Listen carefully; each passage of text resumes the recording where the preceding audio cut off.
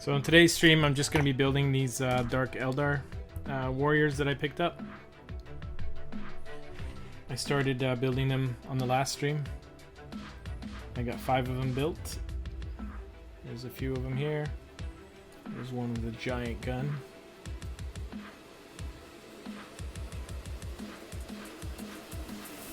So I got 5 total built up so far. Oh, that's gonna take a little bit of time to build up for you, Dre. I can do it, but that's a big kit. It will take a little bit of time.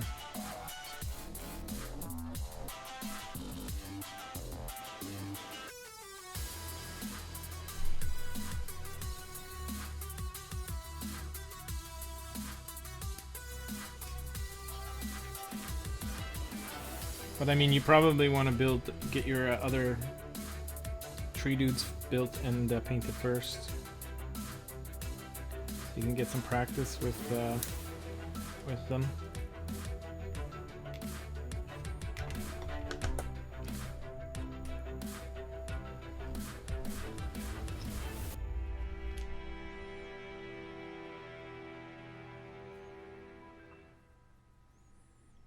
But yeah, eventually I'll build it for you. I don't mind. I like building. It is fun.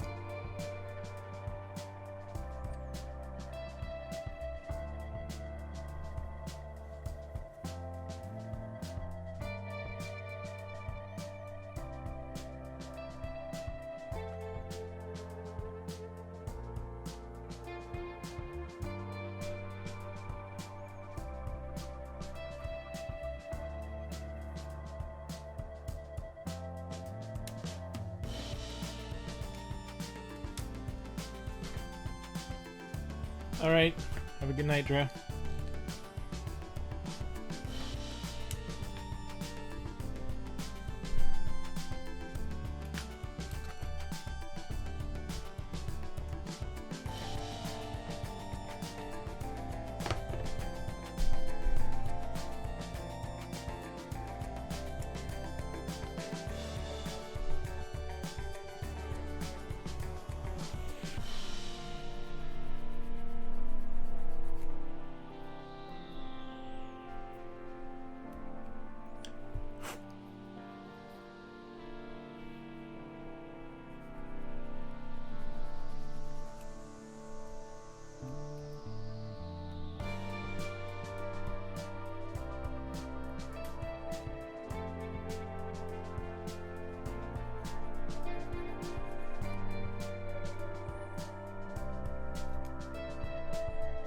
How's it going, Heartbeat?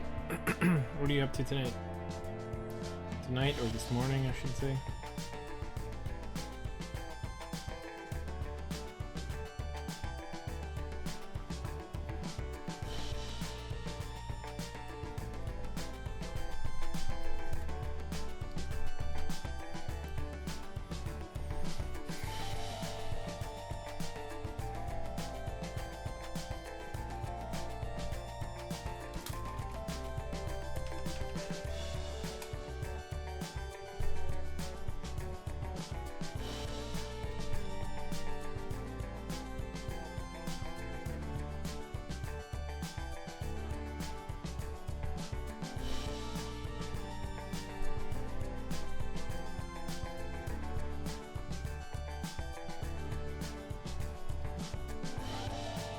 Very cool, man. Have you done any streaming before?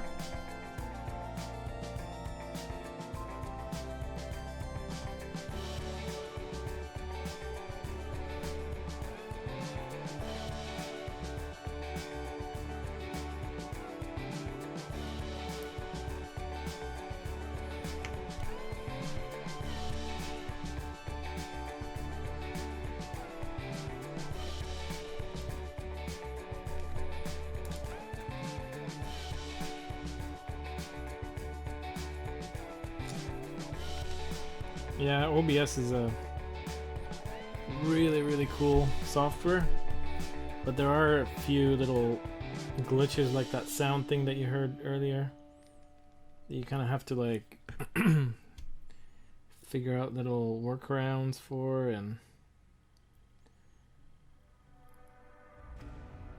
it's all like a combination of hardware and software issues, like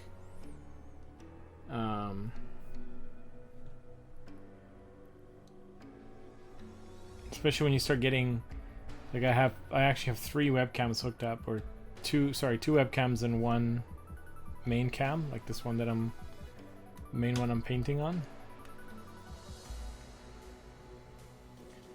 And it I think it's like too much sometimes, depending on what I load up first or whatever. Like if I turn the camera on after the OBS is loaded, it kind of has that weird glitchy noise with the microphone. But if I shut down OBS and start it back up, it works fine. So there's some stuff like that where if you're running into issues and you can't figure out what it is, sometimes it's just a matter of like restarting OBS.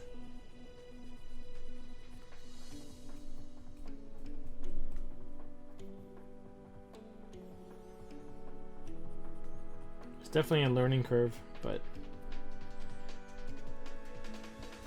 once you get it figured out, it's a lot of fun. What kind of mic are you using?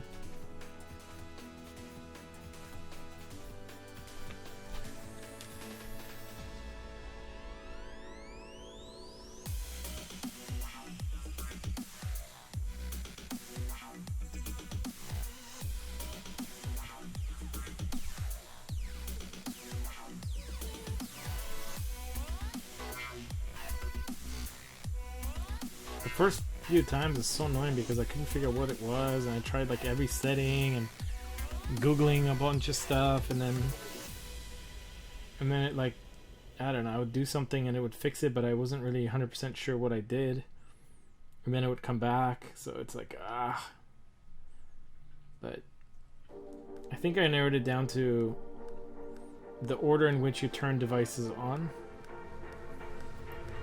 Like this camera that you're looking at the mini on. It's a camcorder.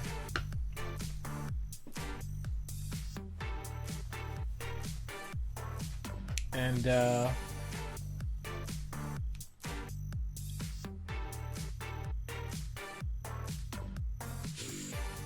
it's a camcorder that runs through a capture card. And if I turn it on after I start the stream, then that issue that we heard earlier tends to show up. And that's exactly what I did tonight. I totally forgot that I'm not supposed to do that. Like I have to turn the camera on, get everything rolling on the camera, and then I turn on OBS. Then it doesn't have that problem. But if I load up OBS and then like, oh, okay, I gotta turn the camera on, then sometimes that microphone issue shows up. So there's like stuff like that, but once you kind of go through it a few times and you get it all figured out, it's a lot of fun.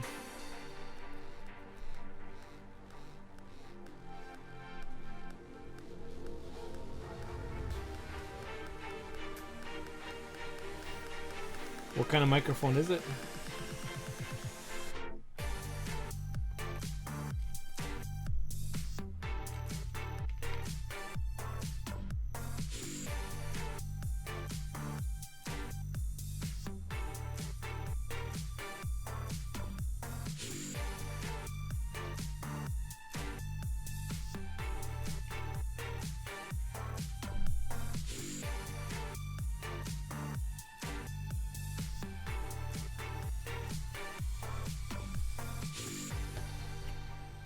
Yeah, it's almost like I need a little checklist, like pilots do when they get into their cockpit of an airplane and they have to go through the little sequences and everything, so they don't miss anything.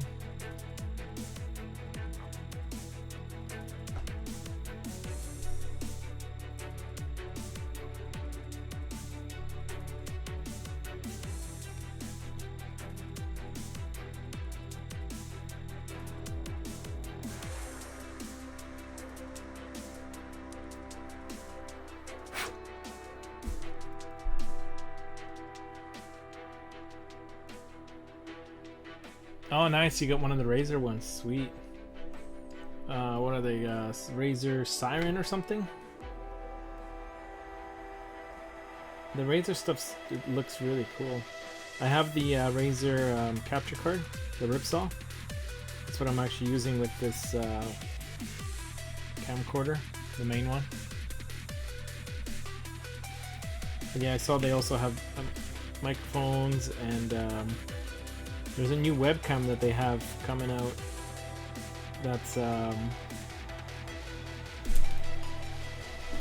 no. Oh no. Dropped an arm. They have a new webcam coming out that supposedly has the ability to take out the background behind you without a green screen. So it's kind of like those a lot of those streamers you see in the video game section where they have a green screen behind them, so that they kind of like float in the video. You don't see all the stuff behind them. This camera is supposed to be able to do it without a green screen at all. And from what I've seen in, it's not out yet, but of course, you know, they have like test ones that have been sent out to different review websites, whatever. And from what I've seen so far, people are saying it's actually really good. Like, they're surprised how good it is at taking out the background.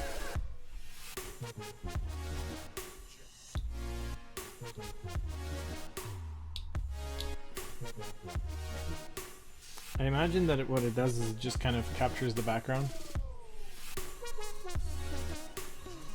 and it just looks for what's not moving, I guess, or something like that. A lot of streamers use green screens, from what I've seen, but supposedly with this camera you'll be able to do it without that. So it's not out yet though. I think it says the release date is like fall 2016, so hopefully not too much longer.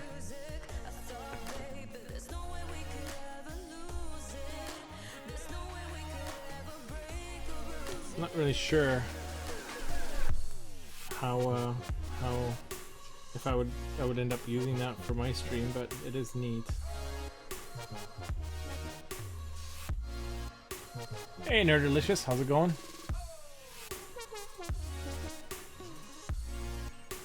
It's, I guess, late night, early morning here.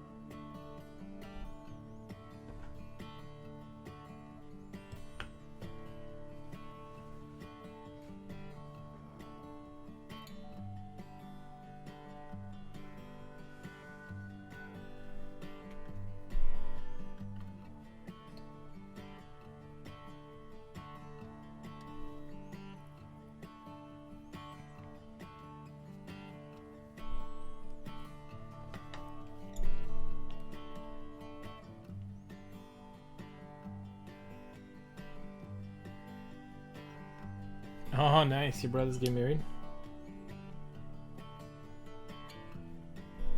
Yeah, that is the calm before the storm then. You're gonna have a busy schedule for the next next few days, I guess. Well, probably for the next week.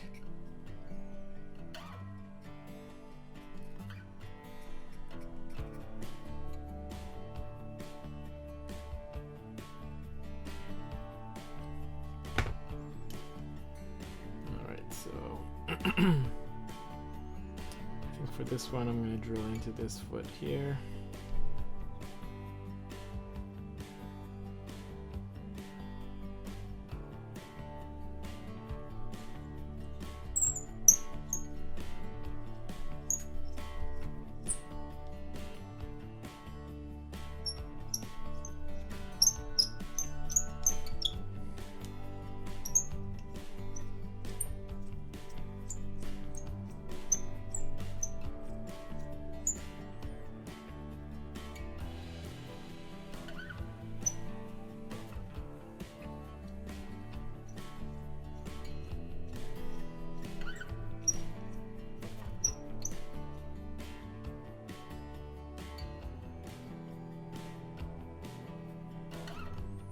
Yep.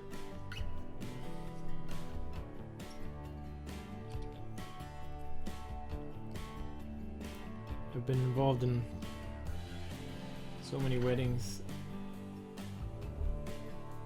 I know how that goes.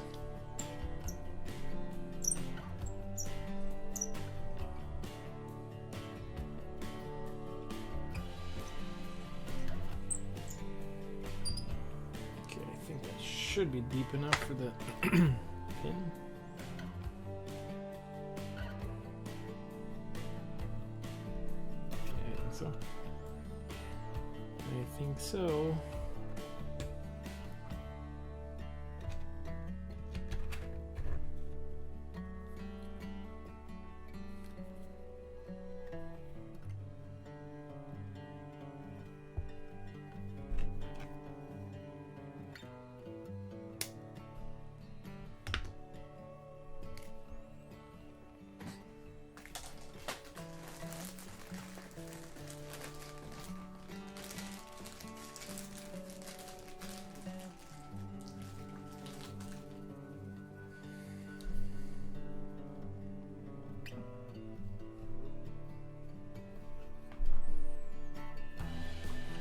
Stick with the games, man.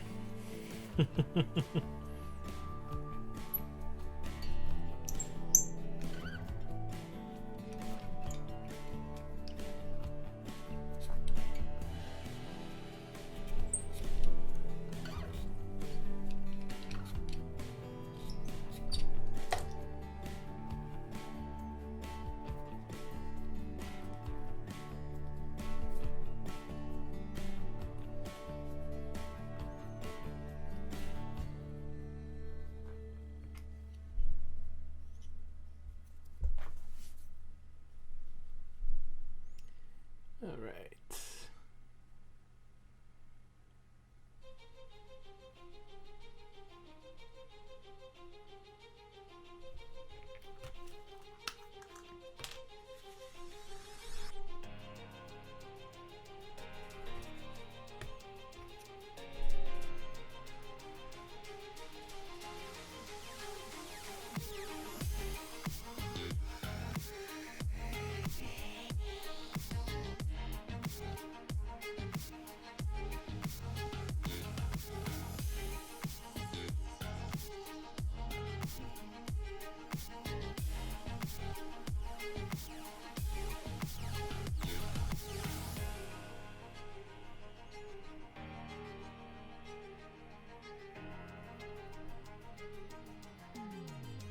Yeah, there's definitely that you hit that age and then there's all this pressure, right, from people.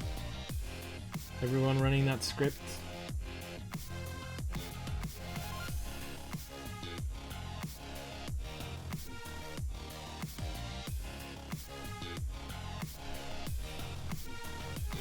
Couple of small little mold line things I gotta fix up, but we gotta wait for the glue to dry. While I do that, I'm gonna start on the next one.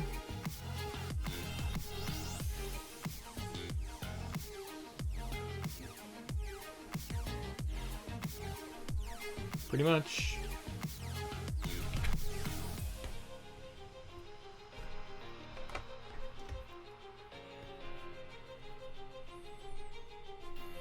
What's more important than skinks? Come on.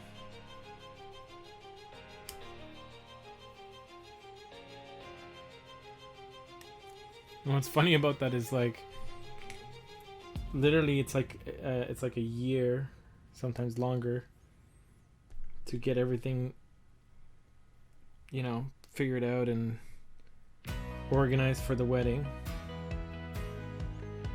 And then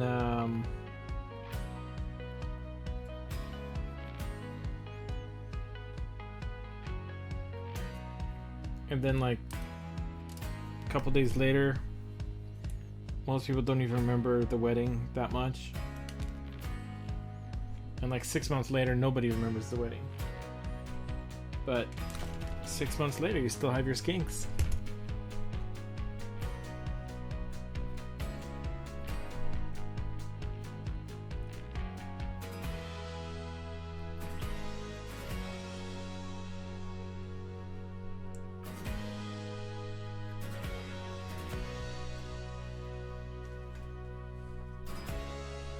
I have nothing against getting married, but I think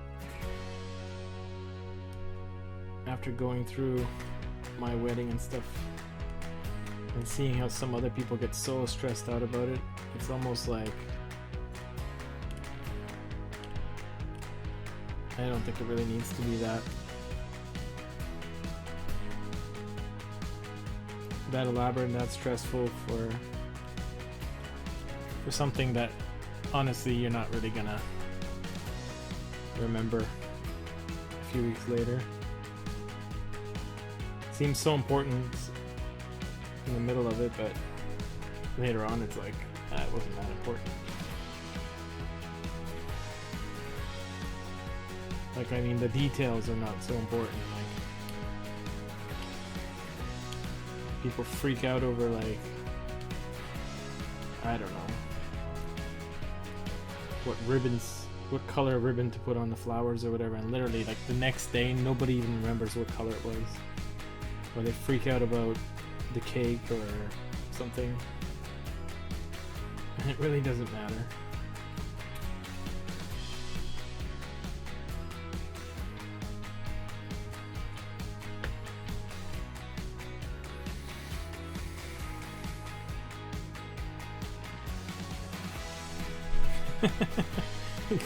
you gotta put your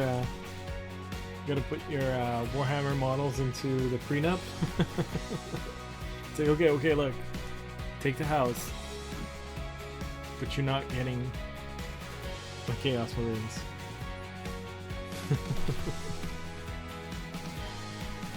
Any and all miniatures purchased before, during, and after remain the property of said person.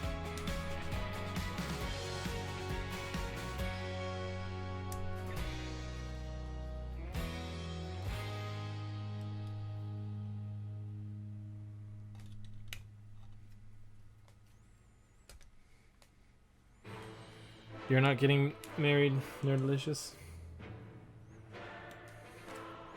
That's pretty much what every single person who's ever gotten married originally said.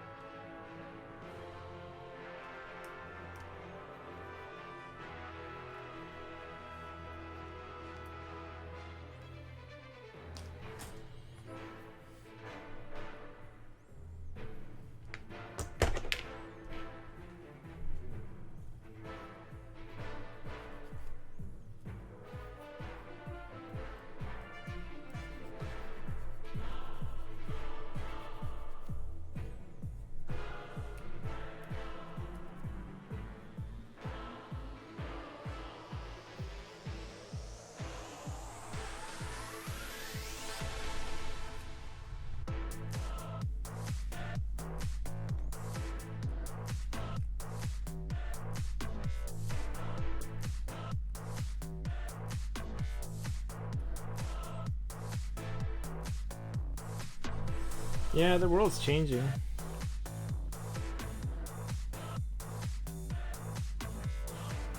People are making totally different choices. The standard script of, you know, go to school, graduate, go to college or university, get a degree, then get a good job, get married, have 2.5 kids in a house with a white picket fence. That script is kind of outdated. I don't think that script ever really worked, but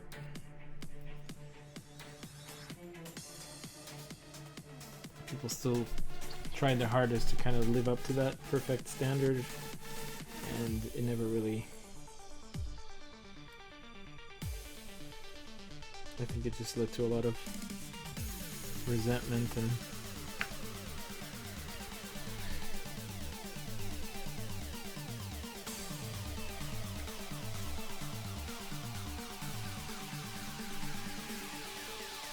I think for some people that script is exactly what they want from life. That's what makes them happy, and that's awesome. But I don't think it's for everybody.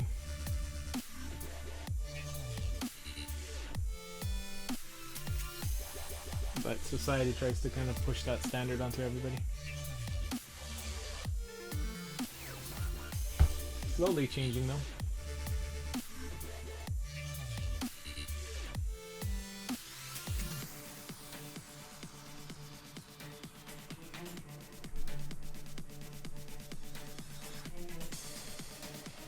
Is that what they say in Trainspotting? I think I saw that movie once, like I think a long time ago when it first came out, and I totally don't remember anything about it.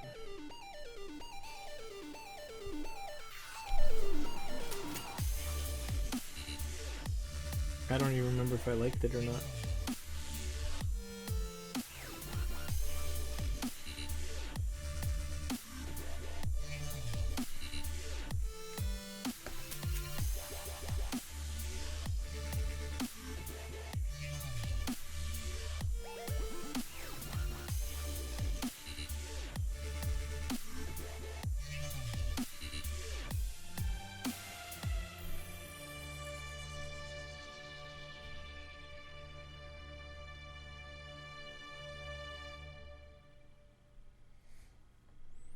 Yeah, well, for the older generation, it's almost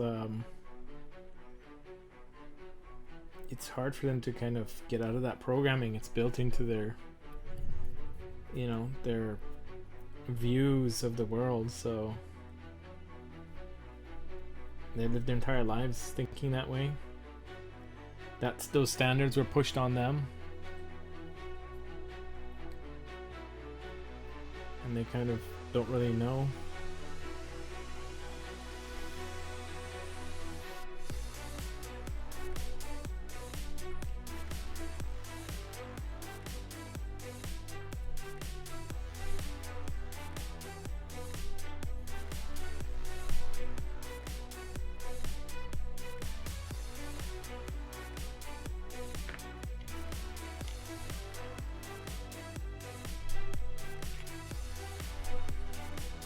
I really like when I'm building this, I really like to start with the attaching the gun first. Building the upper torso, then attaching the gun. Because when I attach the gun, it kind of gives me an idea of what which direction I want the face looking, like how I want to glue the head on, which way the mini should be looking.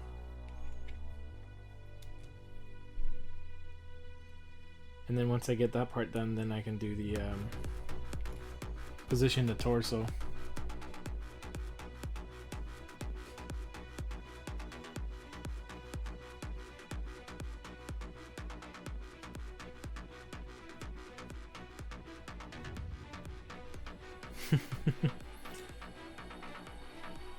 No, I won't be doing that.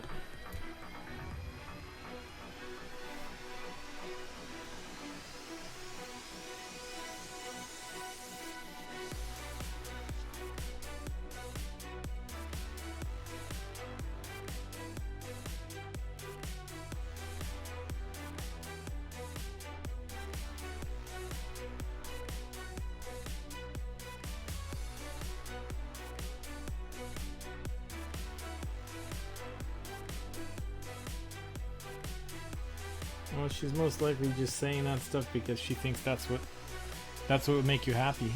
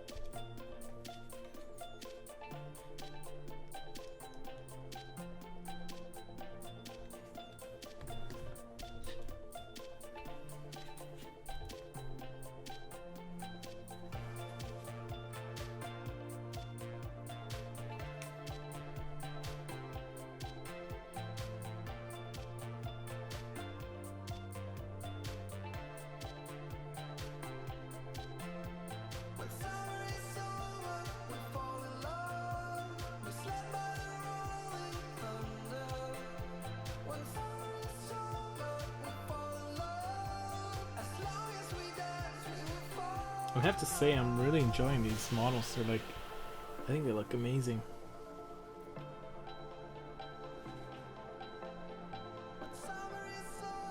I definitely like them a lot more than the Eldar models that I have.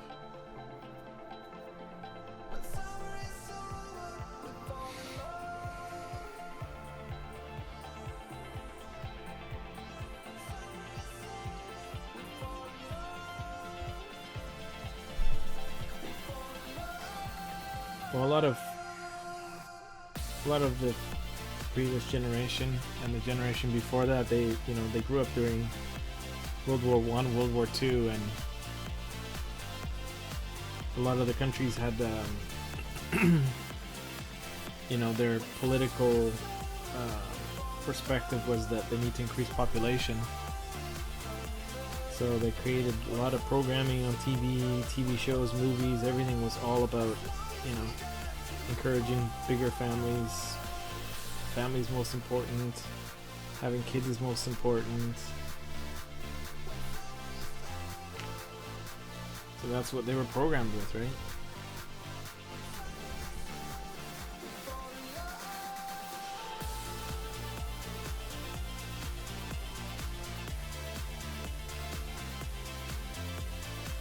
And that's okay. That's that generation, right?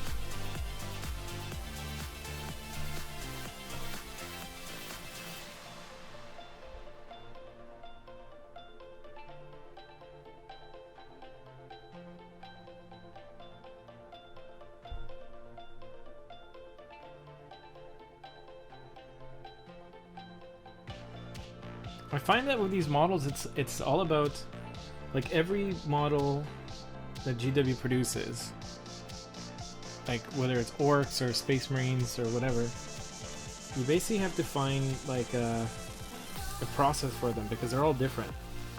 So on my last stream, I was kind of struggling with these, trying to figure out what, which order to put this on.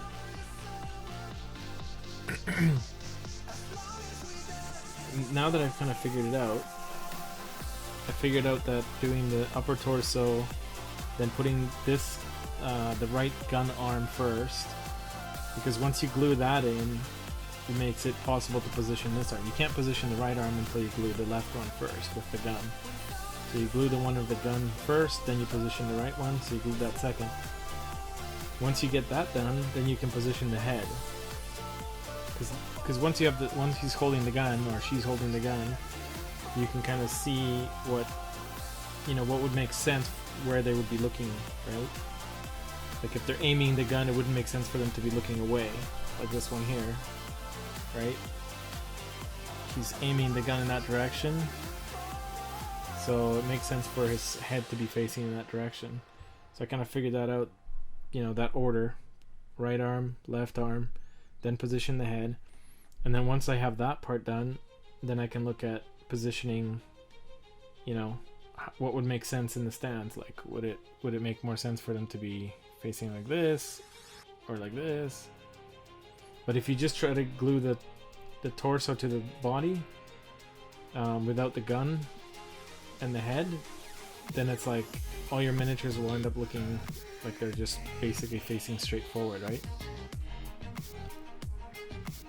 So anyway, that's kind of what I figured out last time.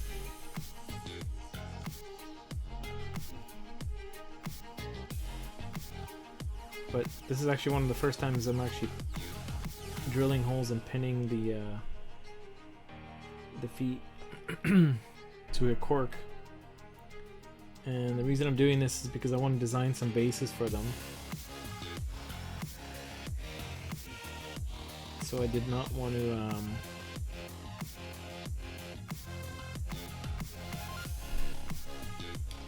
I didn't want to attach them to the bases yet. I want to paint them. Man, this one's got really weird angles on the feet, so it's kind of hard to... This might be a bit challenging to drill a hole in this one.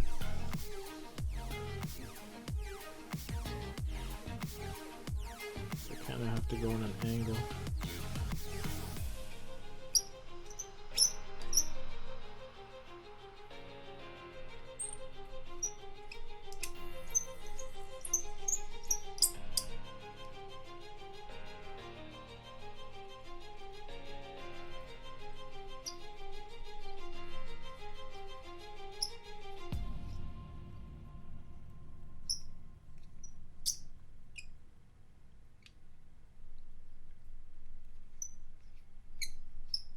I have to say, I think the most challenging models to assemble out there so far that I've assembled are from Malifaux. They have so many weird small little parts, and it's like, they look good once they're done, but they're just not easy to put together.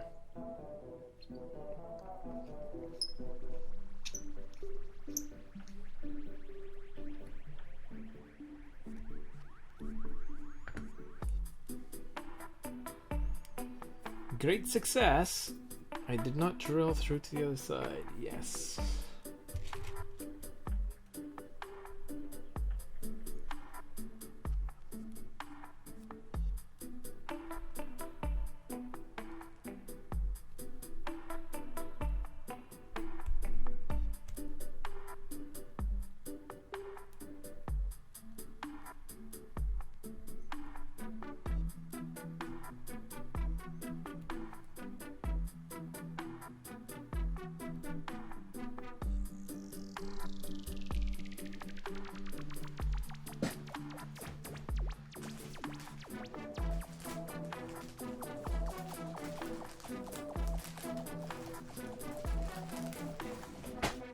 Oh no!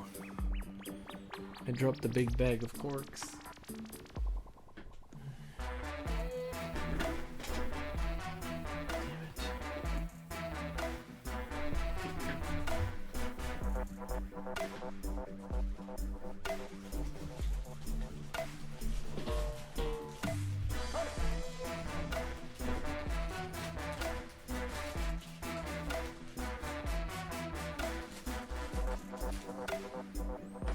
You want to start collecting again? When did you stop?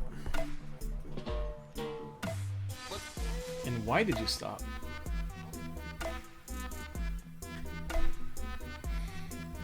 And how did you stop? It's an addiction. How do you stop? It's impossible. I don't believe it. I don't believe you stopped. I don't know anybody who has stopped. At least not permanently. I took a break for a while. Not because I wanted to, but just time restraints.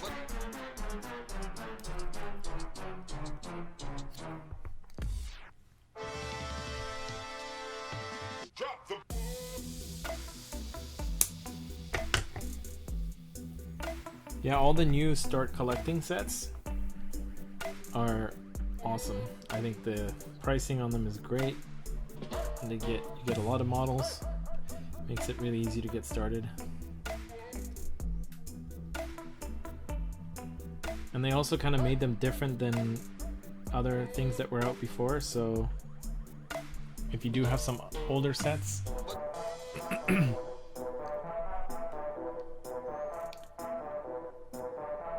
like these new, like this one here, this Dark Eldar set,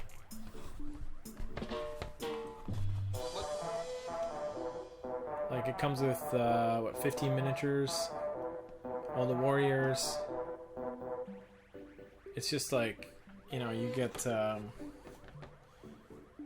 Reavers, a Raider, and you can get this, I think it's, what, about $100 or something Canadian, which is like, I don't know, $80, 75, $80 US.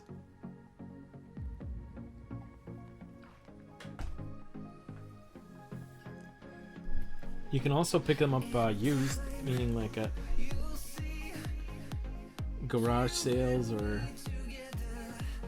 Craigslist or eBay, people selling off armies.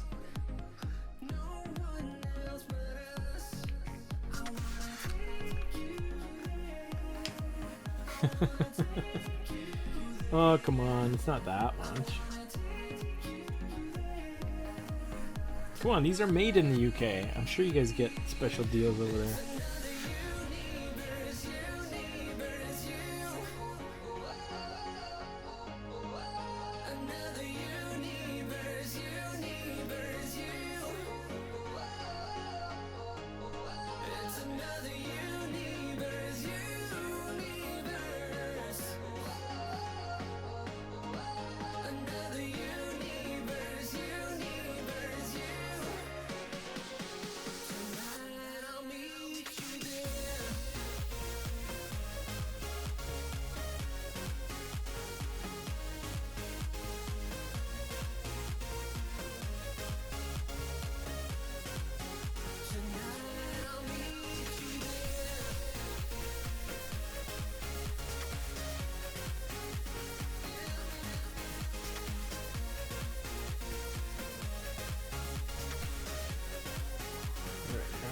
Done. I'm gonna go back to this one and fix a couple of these little old lines that I noticed after.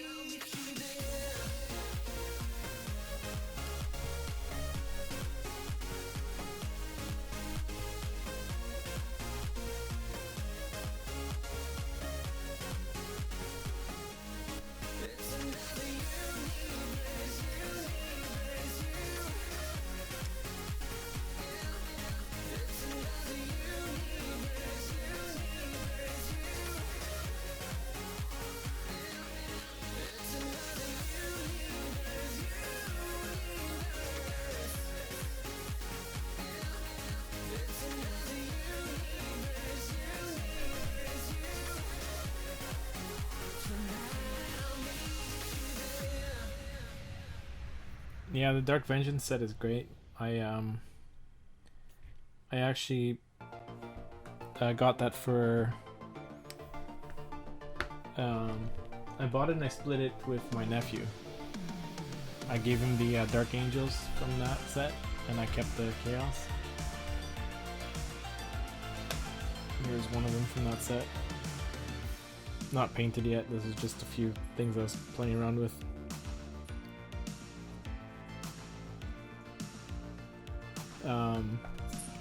But yeah, it's a great set.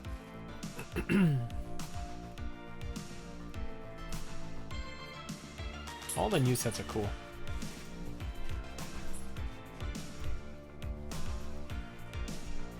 The other thing you can do too, well, if you don't have the money, it might be kind of tough, but there's a lot of sets that are coming out now where you get like a two army set, right? Like the Death Mask comes with the Space Marines and the Harlequins, and if you check out stuff on eBay, you can sometimes pick up, you can buy the set and then sell half of it.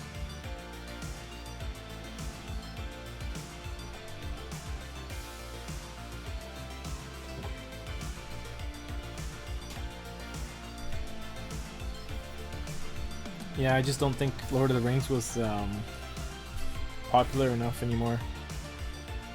You know, once the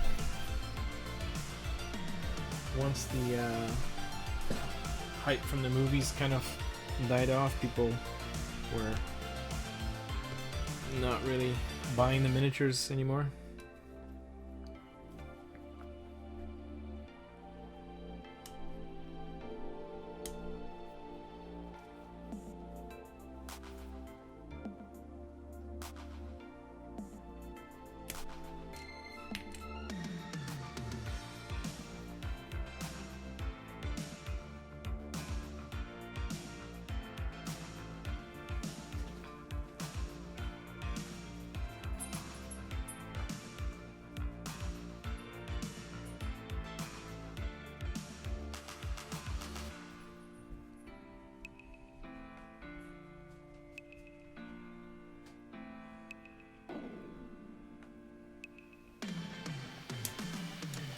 I heard some rumors that there's something going on with Lord of the Rings and Hobbit, but I don't know what they are.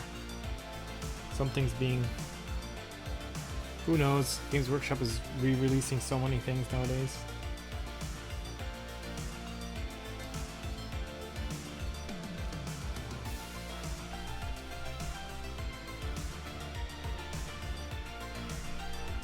But I guess it also depends what you want to do with it, right? Like, if you want to play, it's one thing, but if you just want to collect, I'm sure you can still find Lord of the Rings stuff on eBay.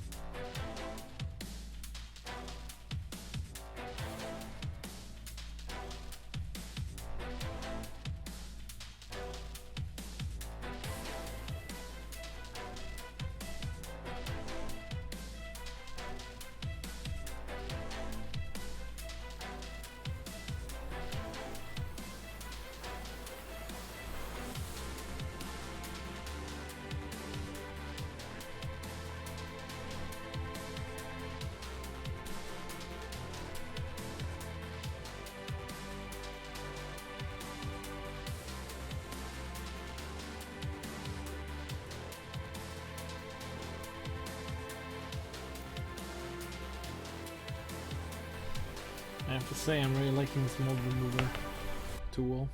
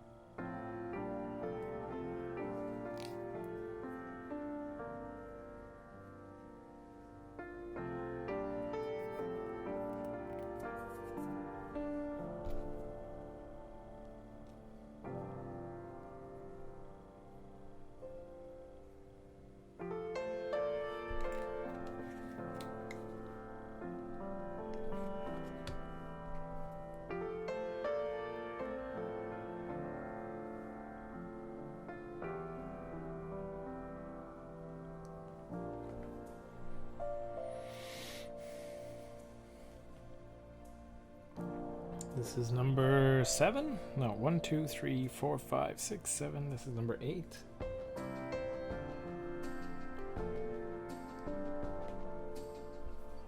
Two more to build after this one, I guess.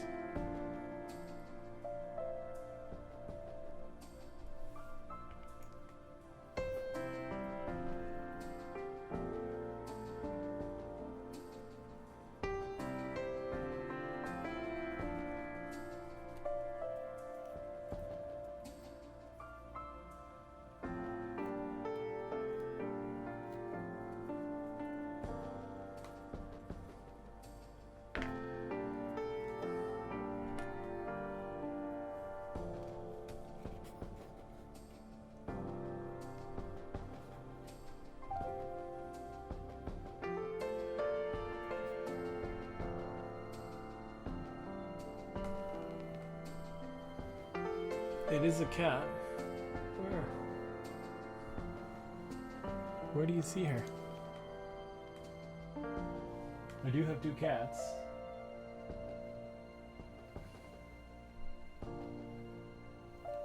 But I don't see them. There's one on the floor there.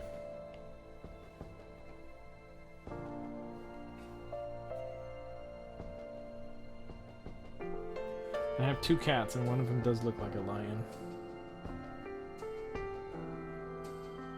But that is so weird that you can see her, but I can't. Oh, I just saw a mold line. It's okay, I will fix that after this glue dries. Where is the cat? How in the hell are you seeing my cat and I'm not seeing her?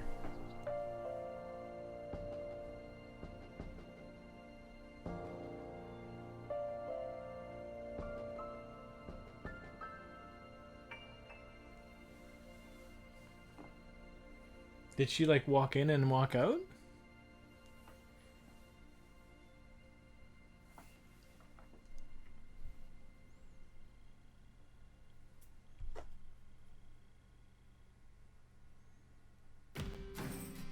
Or did she walk by the the door there.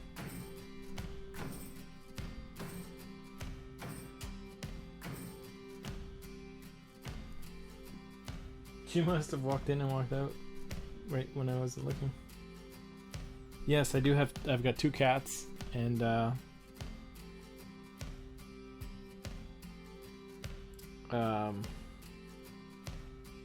one of them is really long-haired, and she gets like mats in her hair and stuff if we don't cut it, shave it. So we take her in, and she gets shaved with what's called a lion cut, and it literally makes her look like a little lion walking around. She's got this big huge mane in the front.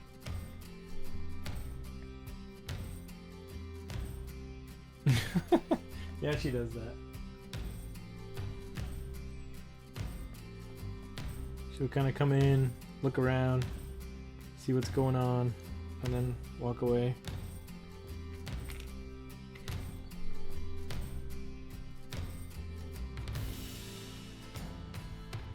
There's another cat here, but you can't see her. She's sleeping in the corner off camera. The one that looks like a lion, her name is Winnie. She's very funny.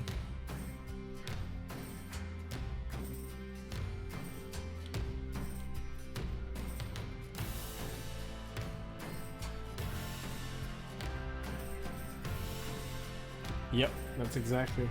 That was Winnie. It's funny because when we take her to the groomers, it's usually when her hair is already like really long. We take her to the groomers, and when she comes back from the groomers, when we let her out, I swear to God, she jumps out of the thing, the crate thing, and she runs around the house really fast, like almost like she thinks she's more aerodynamic or something. It's like, oh my God, I got a new haircut, look how fast I can run.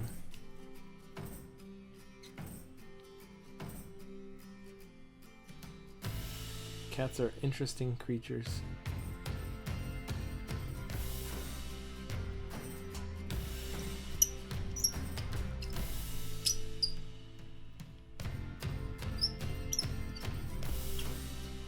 We also have 2 dogs. One of them is sleeping under my desk here. Every time I stream, she comes in the room and pushes her way past me underneath the table and falls asleep underneath.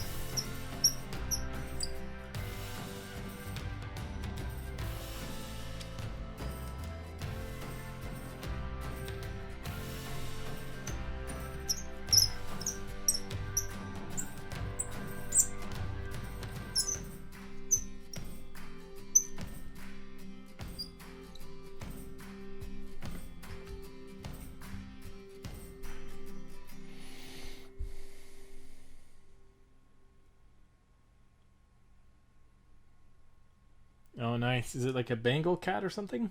The one that looks like a tiger?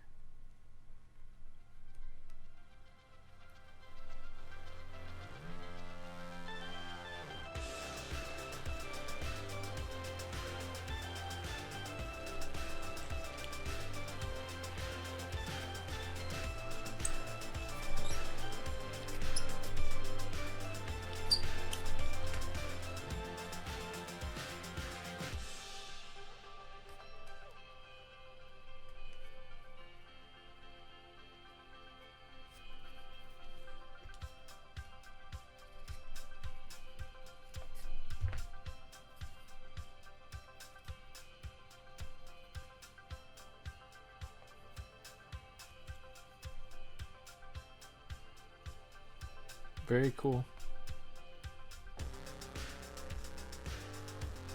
Cats are funny creatures, man. So different from dogs.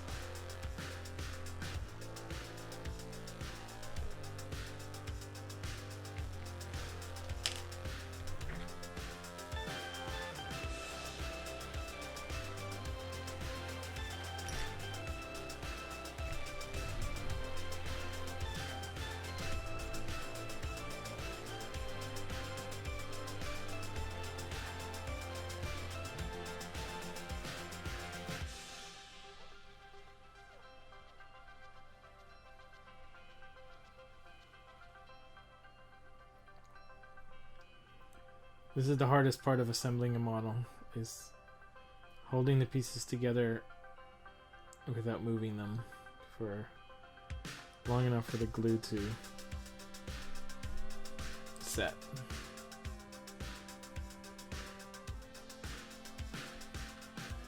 It's especially difficult for, I find, for metal models if I don't pin them. So you have to hold it for like 30 seconds for the glue to kind of kick in. And I always end up being impatient. I let go and then a little bit too early.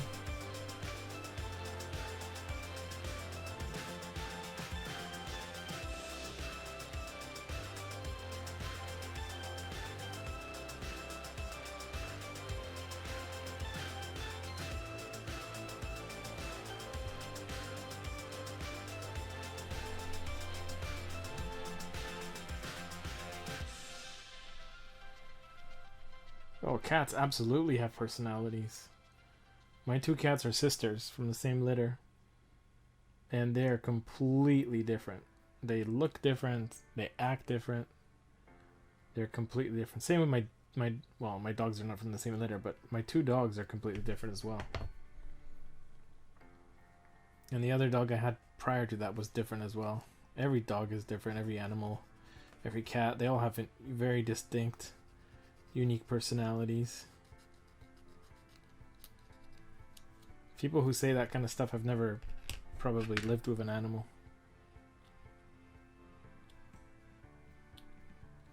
They're kind of just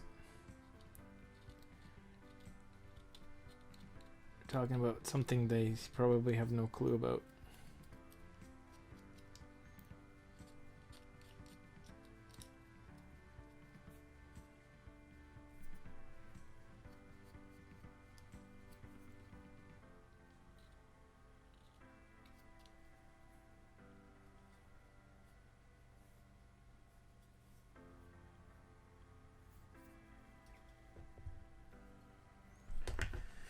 Okay, two more.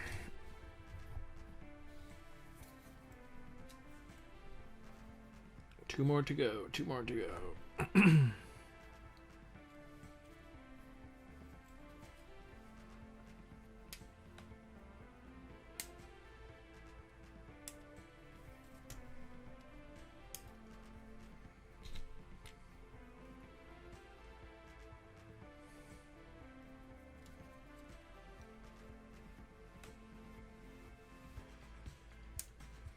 Yeah, I know what you mean.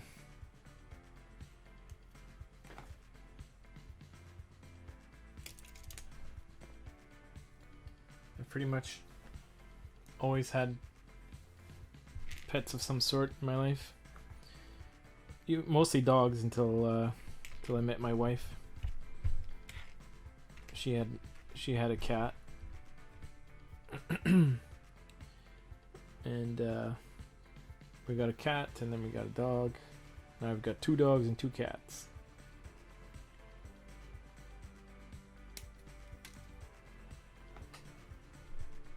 Yeah, pets are awesome. Okay, so that's number 13. Let's see. I'm not sure we'll use this one. Why the heck not?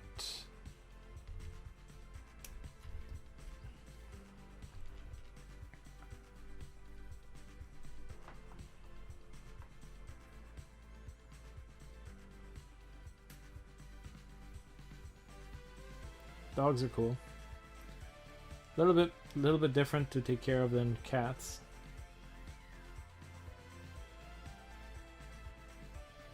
Because cats are more, I guess you could say, independent. Depends. It depends on your like where you live and stuff. Because you can easily have a cat in a small little apartment. But dogs, they kind of need the space to run around. Unless you get like a little dog. But even then you still have to take them outside and walk them and stuff. Otherwise they start chewing on stuff, and they have to release that energy somehow.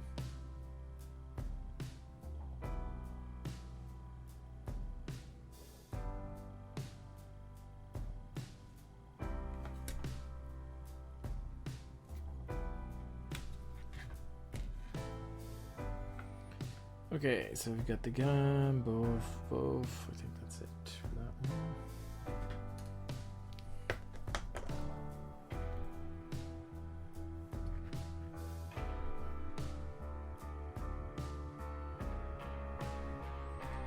You know, it's funny because a lot of people say they want to start with a small dog, but smaller dogs are actually, in a lot of cases, harder to take care of.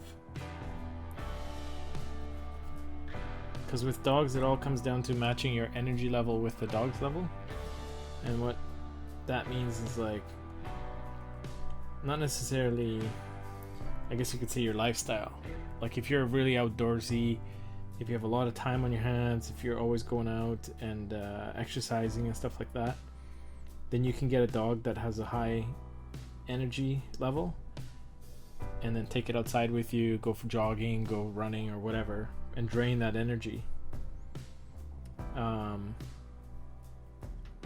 But if you don't have a lot of time, then what happens is the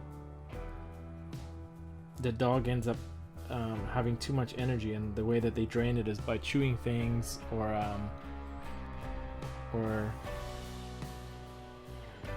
getting into trouble, because they have to release that energy somehow. And a lot of smaller dogs are actually much higher energy than bigger dogs.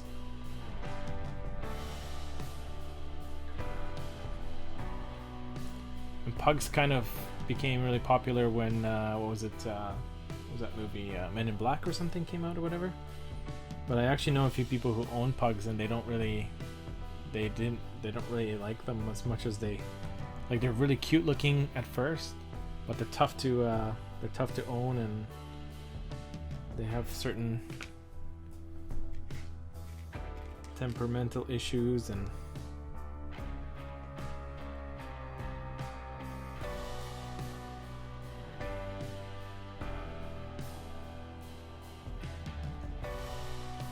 if you don't really have a lot of time to spend with your dog, it's better to get a breed that's like lower energy. I'm not sure if bull terriers are a lower energy or not.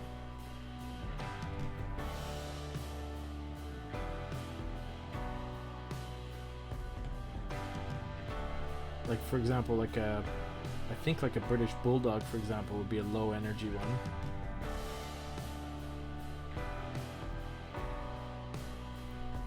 But that's one of the mistakes people get. They think it's they kind of look at it, they think in terms of size. Like, they think a smaller dog would be easier than a bigger dog.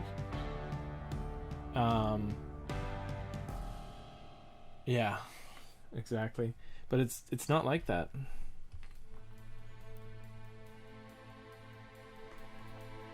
A lot of times bigger dogs are actually easier to take care of. I know it sounds weird, but it's true. Not all bigger dogs, but certain breeds have like certain temperaments and what they like to do and how they like to behave, and you kind of have to match that with your lifestyle and what you do. Like my two dogs are Labs, right? Labrador Retrievers. But I have a 5-acre property, so there's tons of room for them to run. I have over 1 acre fenced in, so when I let them outside, they can run around. They can, release a lot of that energy. So when they come inside, they're good. They don't chew things. They're such good dogs, but that's because we kind of matched our lifestyle to the dog. But if I was living like in a small flat or apartment or whatever, this size dog might not necessarily work. I might pick something smaller, but also I would look at energy levels.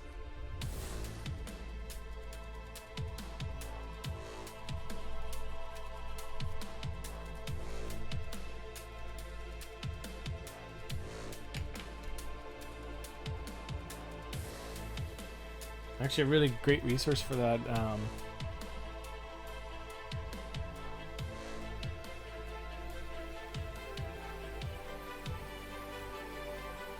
Well, I mean, if you like really want a pug, absolutely, right? If you're willing to spend the time to train it, whatever. I'm just talking about like people who like think of dogs based on size being like smaller size being easier than a bigger size, and it's not really that's not really what it comes down to in terms of like level of difficulty.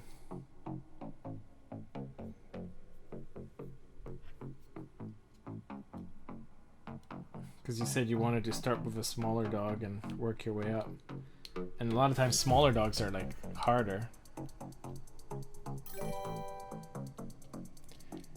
Hey, Eat Mace, how's it going? Thanks for the host.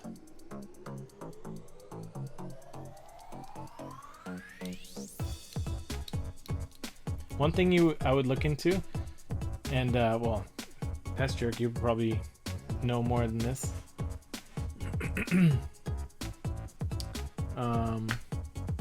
But a couple people I know who have pugs have mentioned that one of the things that drives them nuts about them is their smell.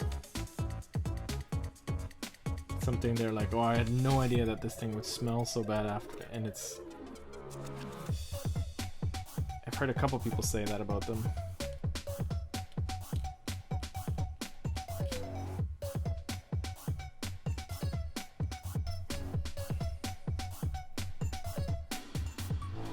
You're at work? Can't stay? Just came to cheer me on. Awesome, man. Well, I appreciate that. Thanks for the host, buddy. Now get back to work before the boss notices.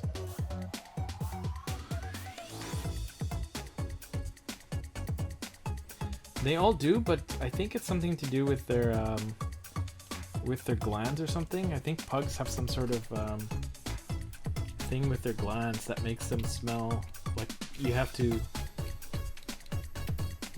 wash them way more often than other dogs. Anyway, something to look into. I mean, if you really want to get a pug, absolutely go for it.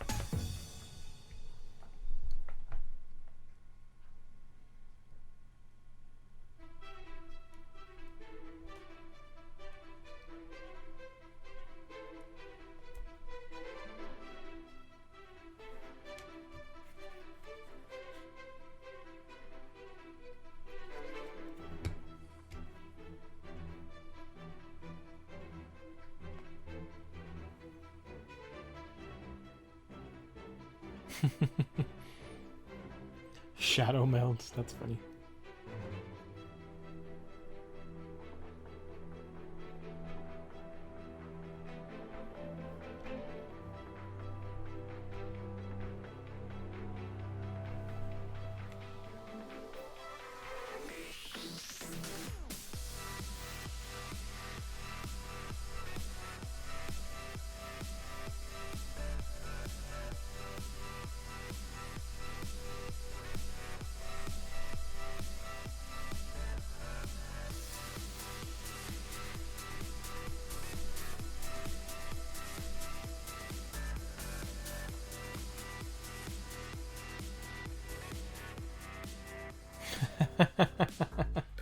That's cute, man.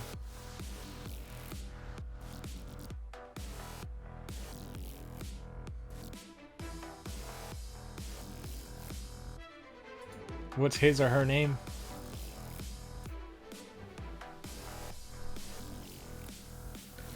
Have you looked at Frenchies, like a French bulldog? They're pretty cute too.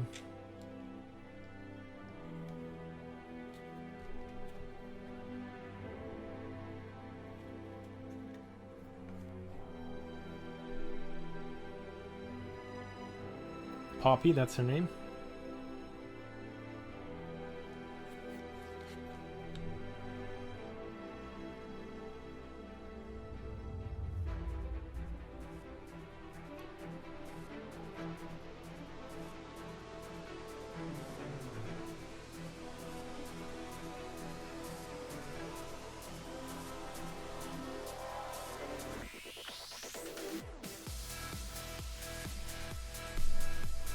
Yeah, French bulldogs, man, they're just, they look so cute.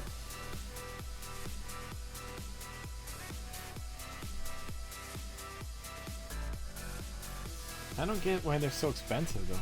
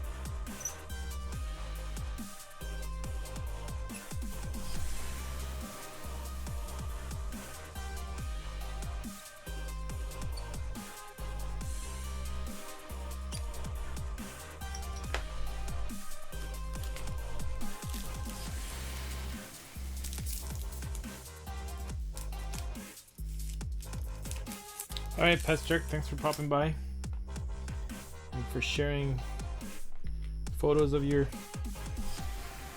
doggy there. Oh no.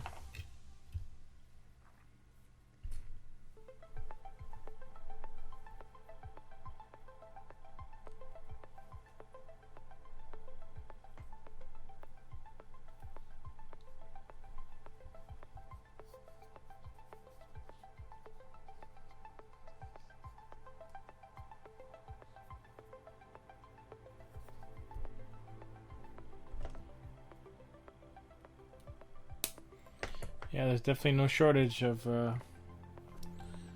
dogs that need rescuing.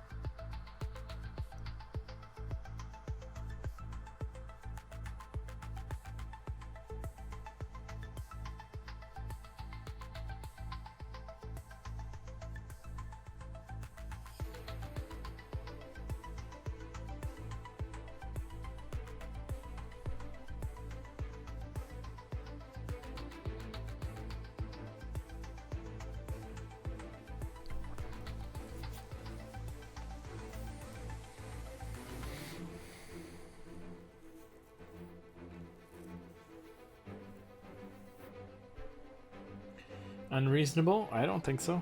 But even if you were, I don't know.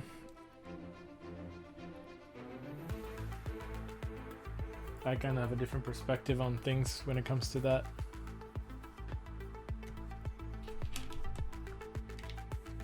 I kind of have the perspective that you should go to events because you want to go to events, and if you don't want to go there, if you don't want to go, or if you just, for whatever reason, if it's, you know, short notice or whatever, you're doing something else, you have other plans, then you shouldn't go. Because I've put on a lot of events and stuff like that, and one of the most annoying things is when you put something on and people show up and they don't really want to be there, and it's like, it almost like ruins it for other people because they clearly don't want to be there, or they're just pretending like they do. So my perspective is, if I invite somebody over to some event, and if they're busy, or if they don't want to come, they want to do something else, and just stay home and do something else, I prefer they do that than show up and not actually want to be there. You know what I mean?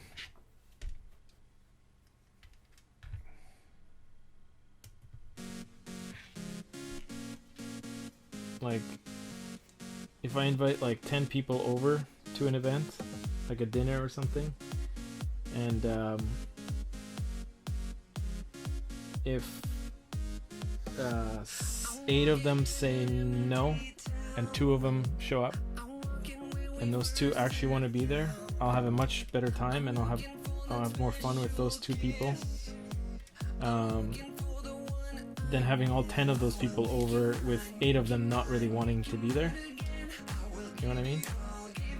Or, even having said that, even if you invite people and nobody wants to come over, I would rather they just say, nope, sorry, I'm busy, or I don't want to come, or whatever, and then nobody's coming over, and I can just build Dark Eldars or do something else, instead of, you know, spending all that time and energy putting together a dinner or some kind of event with 10 people who don't even want to be there. That actually drives me nuts when people do that. It's just like, just be honest. You don't want to show up, don't show up. If you're busy, it's awesome.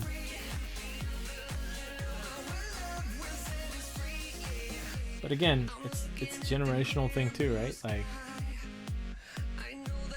with the older generation, it was all about family, it's all about getting together, and if you don't get together, then, you know, the family's gonna fall apart or something like that.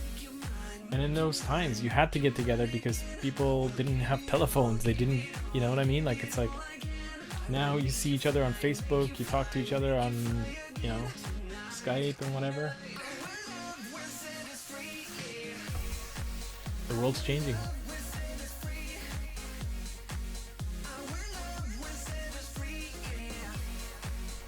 Yep. You had something to do, so whatever.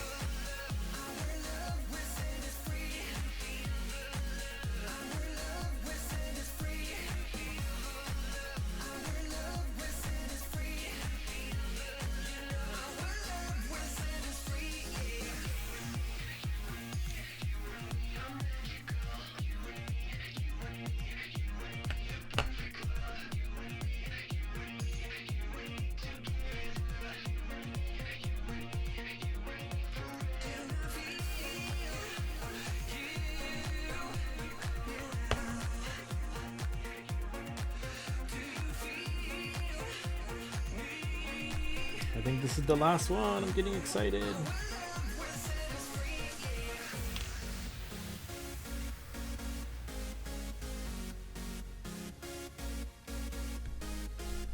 I might have a little bit of mold line cleanup after this.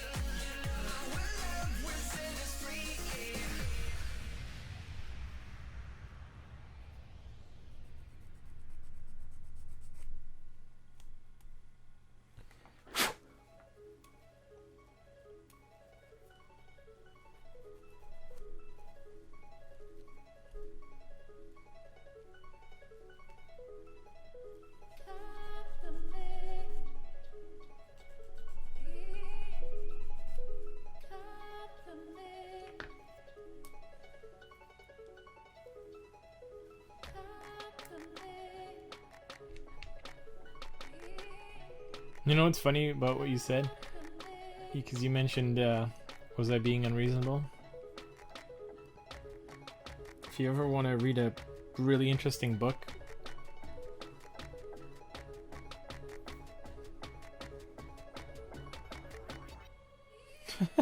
you can't apply unless you use Internet Explorer. Awesome. There's a book out there called Predictably Irrational, and it's one of the most eye-opening books I've ever read. It's written by a professor from I don't know if he's from Harvard or MIT. No, not MIT. I think Harvard. I'm not 100% sure. But he basically shares,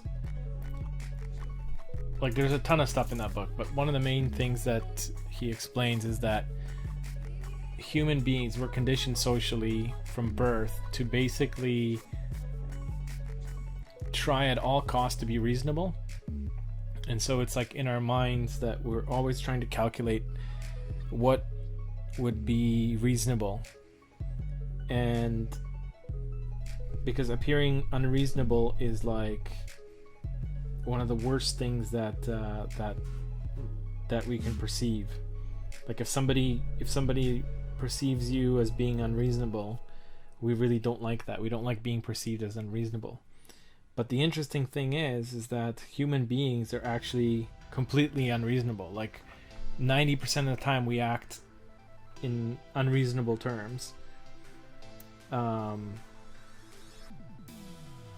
But we're always pretending like we're reasonable. And he shares all kinds of experiments in there that he does. Yeah, MIT economics, okay. He shares a whole bunch of different experiments that he did with students and stuff like that, which completely prove that human beings we're completely unreasonable, but we're absolutely predictable. So meaning we act in unreasonable ways, but those unreasonable ways are predictable. And if you kind of like, once I read that book, it kind of really opened up my mind to understanding myself and understanding other people and the motivators that drive people. We're always so desperately trying to appear reasonable, but it's like it's almost an impossible standard because we're not wired that way. We're not really. It's almost like trying to be a robot.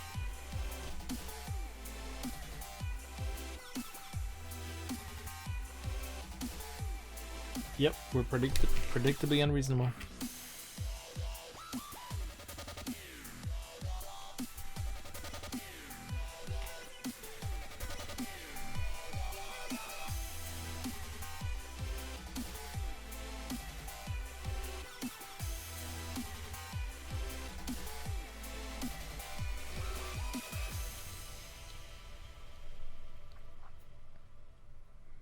Like one of the experiments that he did in that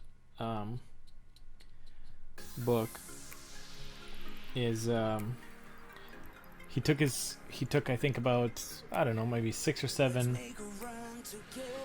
I think he brought in like 6 or 7 different items to his class, and he had he picked items that people would not necessarily know the price of. Like they would kind of know more or less the price, but they wouldn't know the exact price on them. Like for example, a certain bottle of wine, some wine that nobody really, it's not like a common wine. A certain brand of keyboard or mouse for a computer.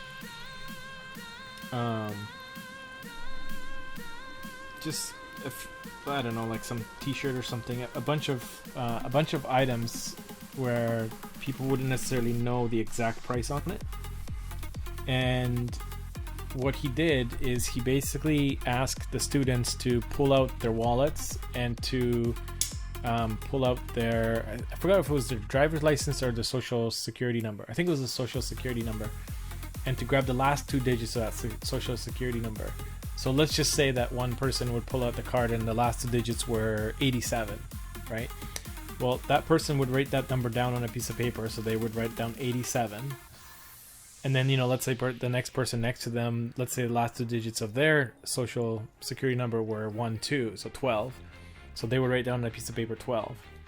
So once everybody knew their numbers, what he did is he would hold up one item at a time, like let's say this glue, right? And let's say people didn't know how much this cost, and he would say, okay, what I want you to do is I want you to look at this item that I'm holding in my hand, which is this glue, and I want you to ask yourself, would you be willing to pay $87 for this glue? Like if that person's last 2 digits were 87, that's what they would ask. They'd say, okay, would I pay $87 for this? And then write down yes or no. So let's say for me, I would be like, okay, no, I would not. So I would write down no. And then he'd grab the next item, like a bottle of wine, and he would say, would you be willing to pay whatever that number is that you've written down on a piece of paper for this item? So basically, every student in the class answered the same question, but they answered it for a different number because everyone had a different number, right? And then afterwards, once everybody wrote down the answers for the 5 or 6 items, whatever they did, he actually held an auction where he was saying, okay, now what I'm going to do is I'm going to auction off this item. And this is going to be for real money. You're going to spend your own real money from your pocket.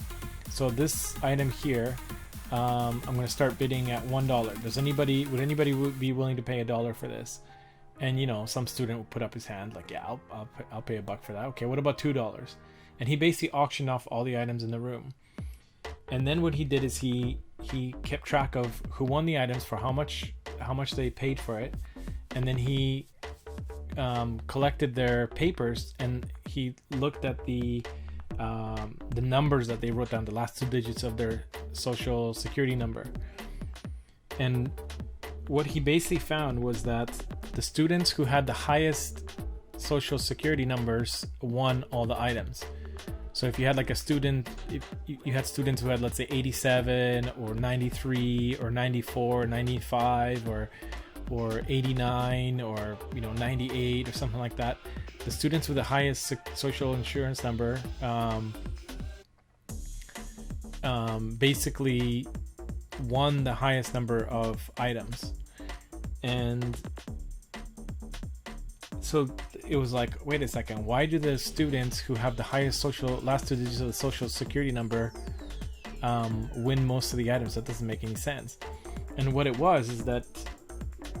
he discovered is that when a human being asks themselves, when they don't know the price of an item, like let's say I don't know, I was holding an item like this and you didn't know what this item cost, and we ask ourselves, would I pay X amount of dollars for it?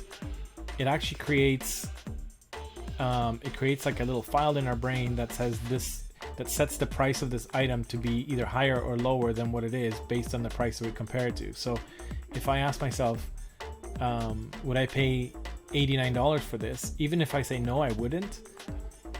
It's like in my brain, it has an image of this item and $89 next to it. And therefore, if I go to a store and I see this item for like $7, I instantly my brain thinks, oh, this is actually a pretty good deal.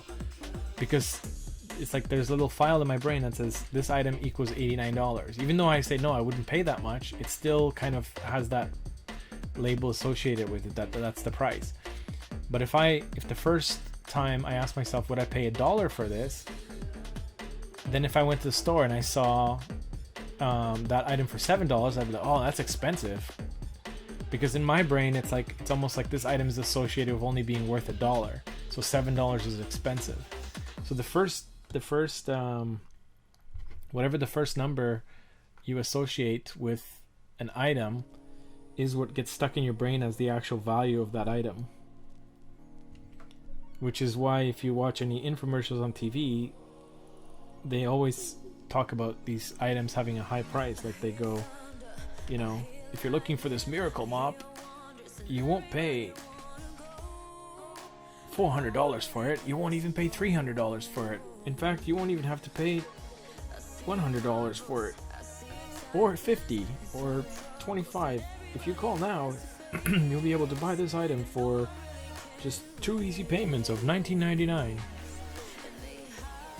And by saying it that way, when they say you won't pay $500 for it, even though in your mind you're thinking, of course I'm not going to pay that much.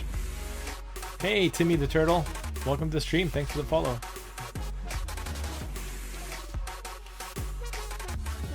Just by saying it that way, it kind of like programs your brain to think that item is worth more than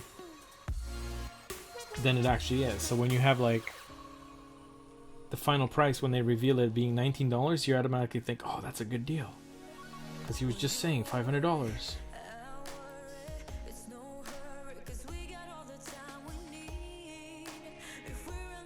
Yeah, there's, you know, those kind of commercials are they're all over her TV here,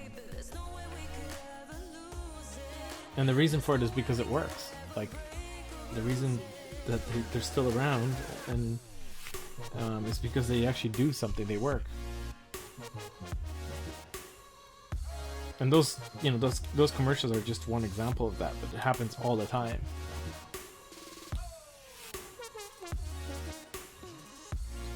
It's a great book. Like, there's so much in there that's just like mind-blowing. Like, what? This is how we think?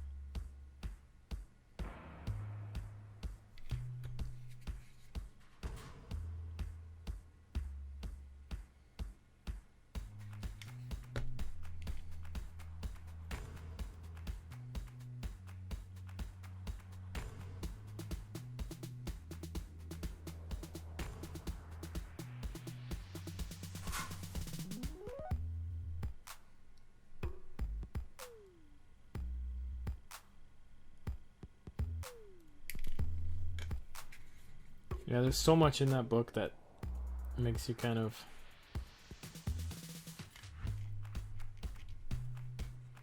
aware of our thinking patterns that you'd never even consider.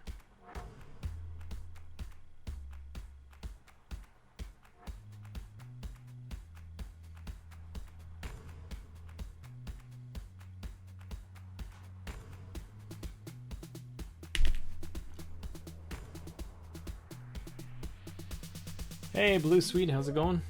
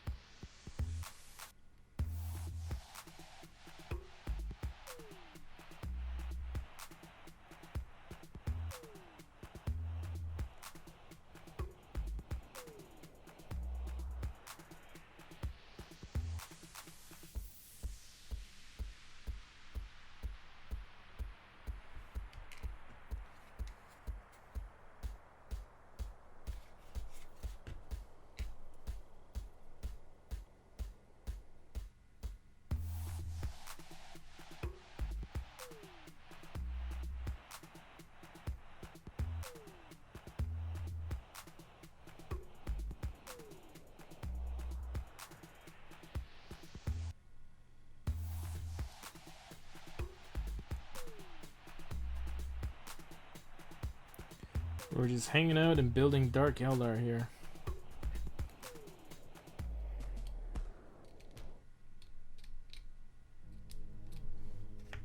This is the last one from this set of 10.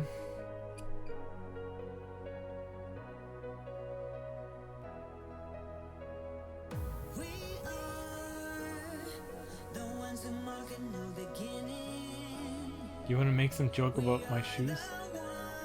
What shoes? These?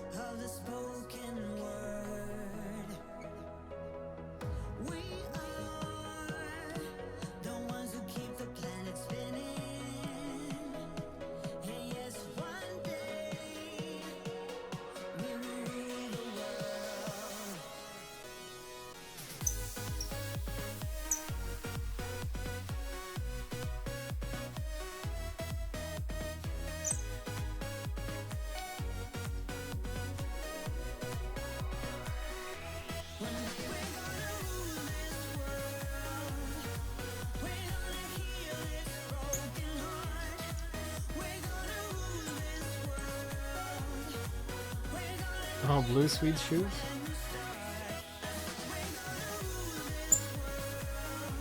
Why? What's up with his shoes?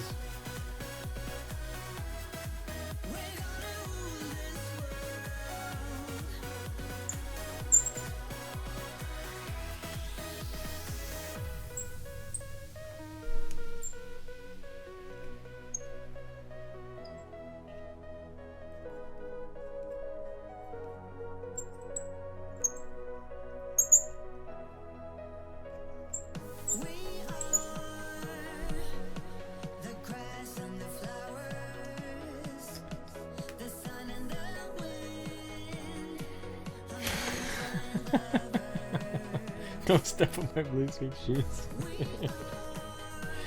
Oh, okay, now I get it. That's funny.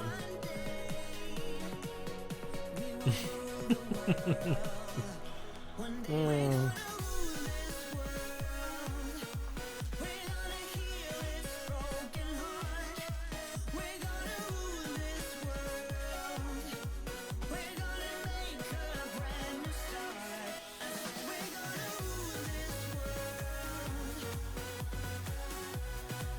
I thought maybe he was streaming or something, and he had funky shoes on or something.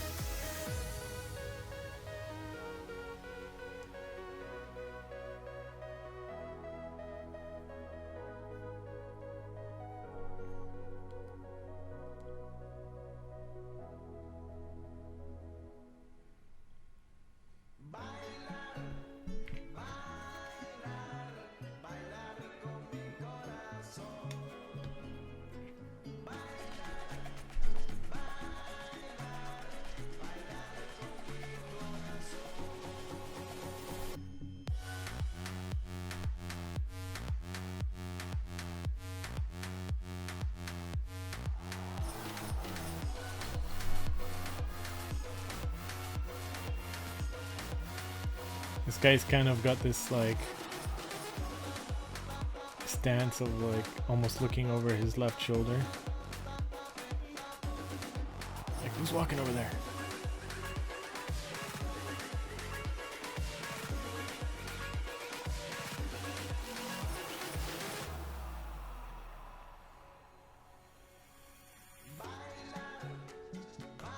Yeah, try to pose each one of them a little bit differently so that don't all just look like they're standing straight up. Like this one here.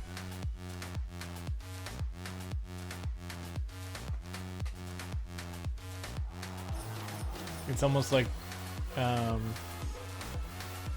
she's looking to the right. Like, what's over there?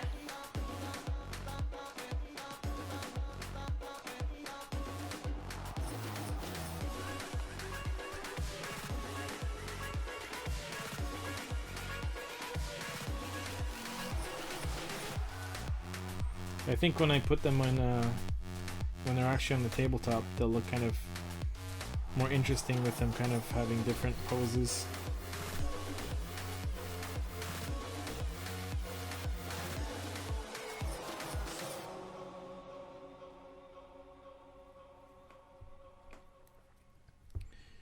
Alright, I think that's it. Let's see. 1, 2, 3, 4, 5, 6, 7, 8, 9, 10. That is it. And done. I can put the glue away. Lurpaken. Oh man, Lurpakenk. Lurpakenk. Welcome to the stream. Thanks for the follow. I'm definitely butchering your name. Sorry about that.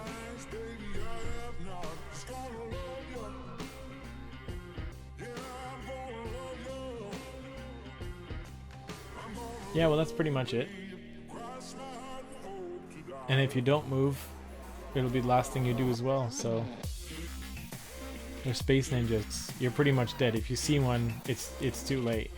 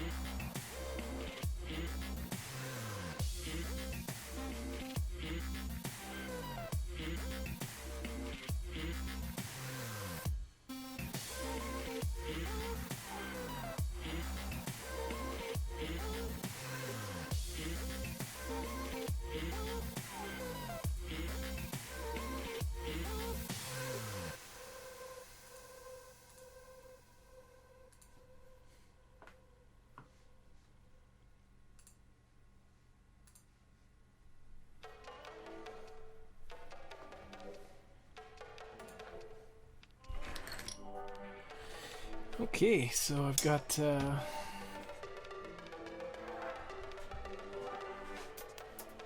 10 of them done.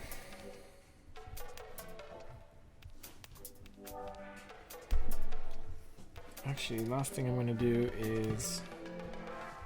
Alright, listen.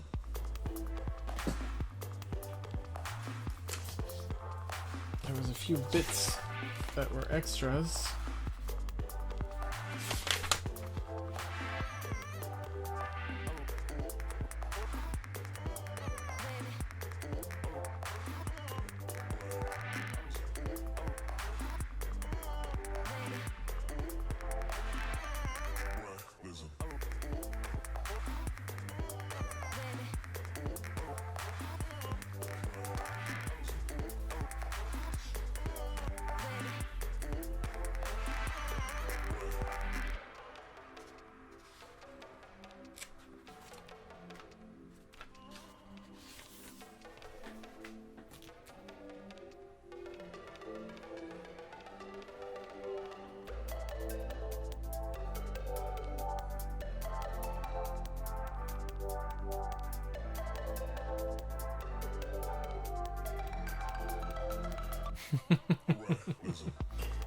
I was not reading instructions. I was looking at the pictures. That's completely different.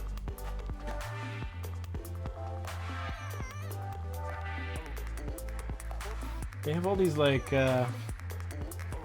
little blades and stuff. Because Dark Eldar are not spiky enough, so we need more. We need more spikies. But I don't know. I mean, I can put another blade thingy on this guy's gun, but I don't know if I really want to. I think because some of them already do have it, like this one.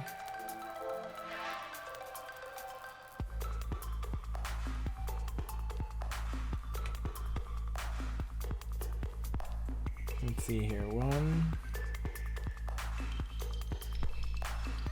2, 3.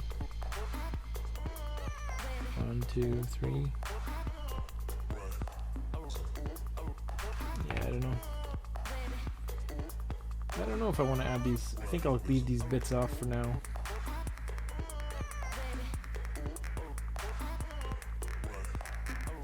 They're basically just like blades that you attach. There was a few knives here though somewhere. Where are they? These ones here. I'm gonna cut out this knife here. This one here. I'm gonna cut that out and see if there's one. Maybe I can stick it somewhere.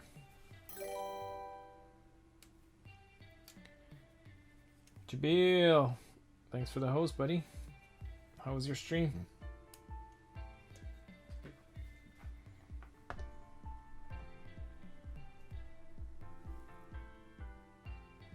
Are they, how are your s'mores coming along?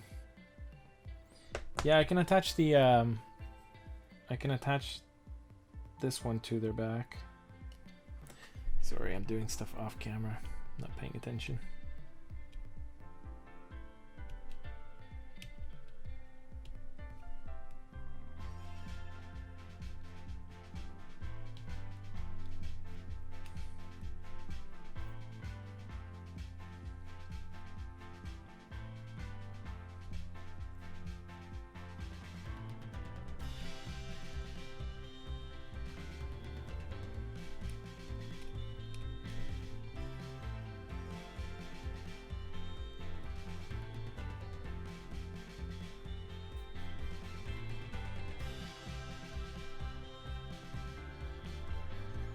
Yep, I do that too. I'm gonna cut out all the pieces later. I store them in, like, this is what I do with my bits. I cut them all out, and then I put them in like a Ziploc bag, and I throw the instructions that came with it, just so I know what these were from. That's what I've been doing. Made some progress. That's good. Alright, so I've got this wicked blade, and see, she already has the blade on the back though,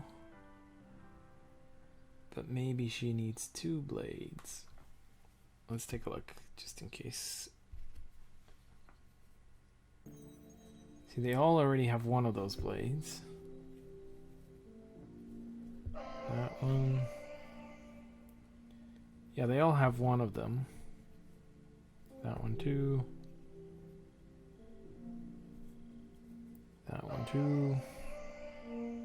Pretty sure they all have it, yeah. Okay, so if they all have it, it would only make sense to give one to maybe her.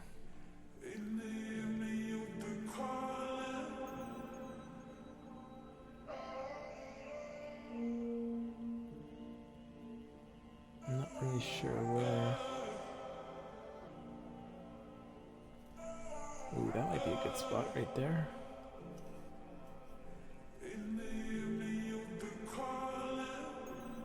Yep, I like it.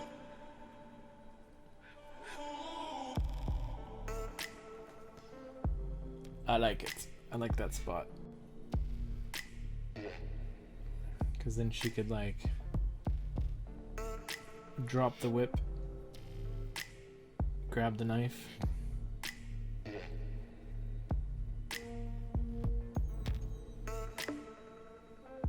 Only thing is, the more decorative side of this knife is on that side, but that's okay.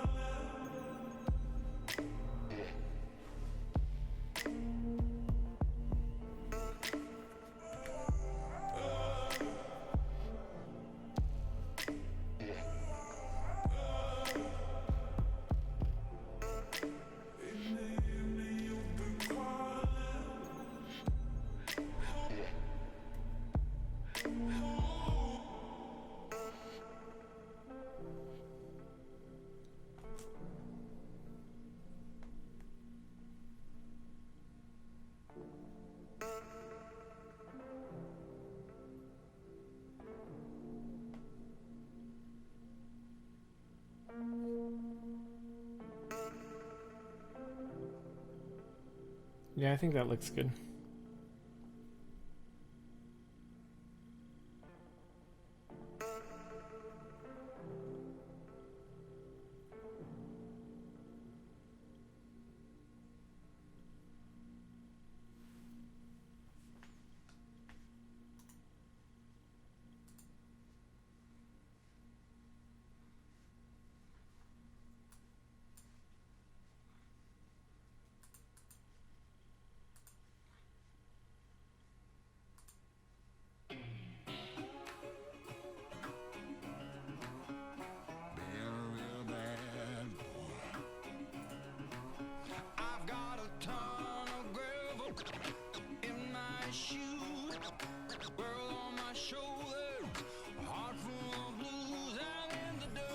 So I think there's a few more bits here.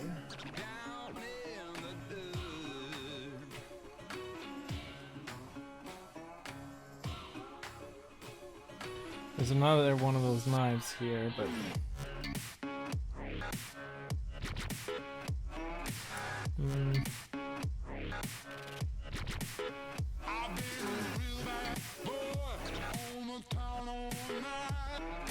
where would I put it? Maybe this guy?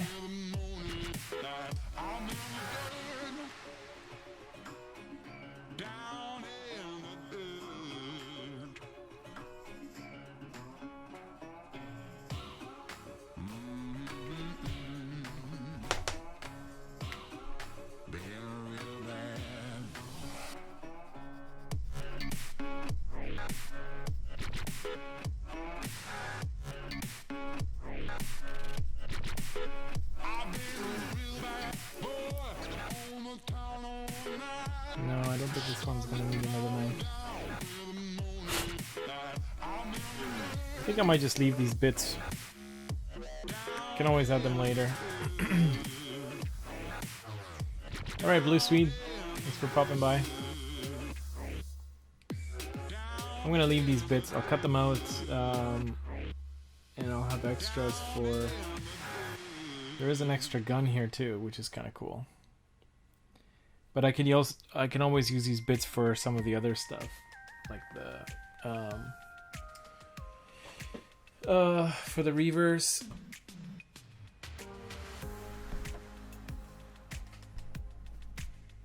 These reavers are gonna be fun to paint too, or to build, I should say. Maybe I can have like the gun hanging off the back of this guy or something.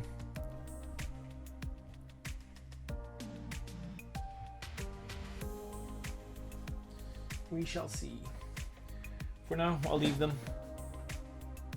I'm happy with the way they look already. I do like the knife on her though. I think it adds to the mini. It fits. She's got one knife on this side and one on this side.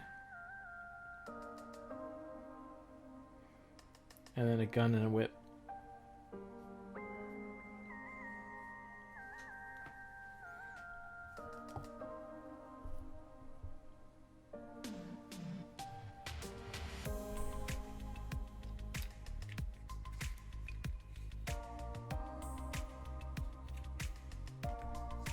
Can I make an evil sentient? Well, let's see. I've got a bunch of different heads. I got a lot of knives and guns attached to arms, but no torsos.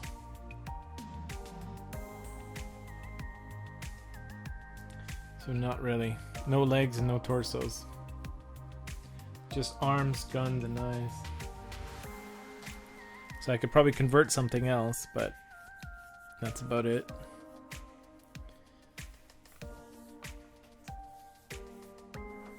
Unless I just went totally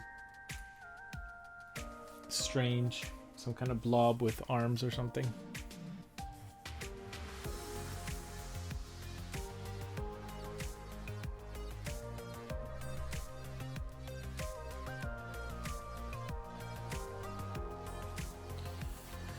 Alright, so I'm gonna call it a night here.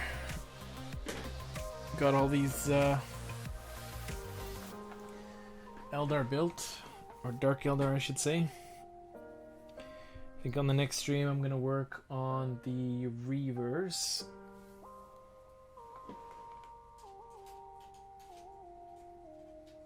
Or maybe... Well, I'll probably put Archon together as well.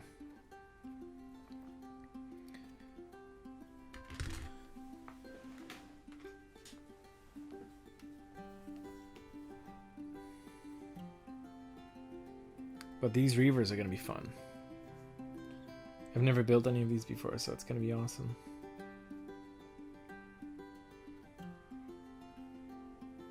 I don't know about other people, but for me, I actually enjoy building the models just as much as I do painting them, if not more.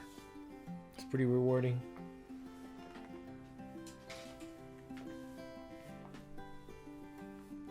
Yeah, I could create some kind of weird, strange thing and then use it for Malifaux. Probably tomorrow. Tomorrow is Tuesday, right? Yeah, I'll probably be on tomorrow.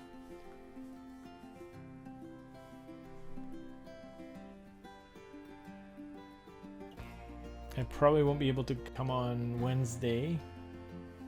So yeah, I'm hoping I can get on tomorrow. It just depends how much work I get done on my Kickstarter during the day. Trying to get that finished off. I got a lot of stuff still to do, but if I make good progress on my Kickstarter, then I'll be back on tomorrow.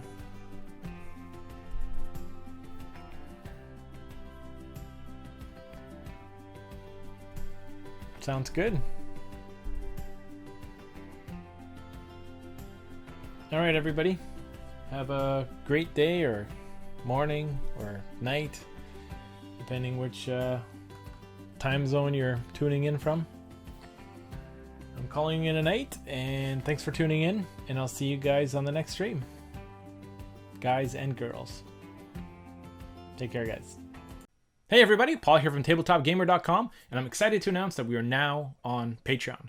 Now, if you're not familiar with Patreon and what it is, it's essentially a way for you to support the video content that you love on a monthly basis. It's similar to Kickstarter, where you pledge a certain amount, and then you receive certain rewards for those pledges, except with Patreon, you're pledging and receiving those rewards on a monthly basis. Now, the reason I'm launching this campaign on Patreon is because I want to accelerate our growth, which means I'll be able to produce more content and to produce more products and release them to the community at a much faster pace.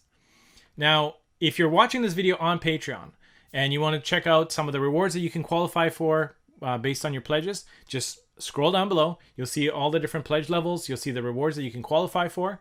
And if you're not watching this video on Patreon, if you're anywhere else on YouTube or Facebook, wherever you're seeing this video, simply click on the link below the video or the one that you see on the screen, which will take you to our Patreon page, where you'll be able to check out all the different awards you can qualify for based on the different pledge levels.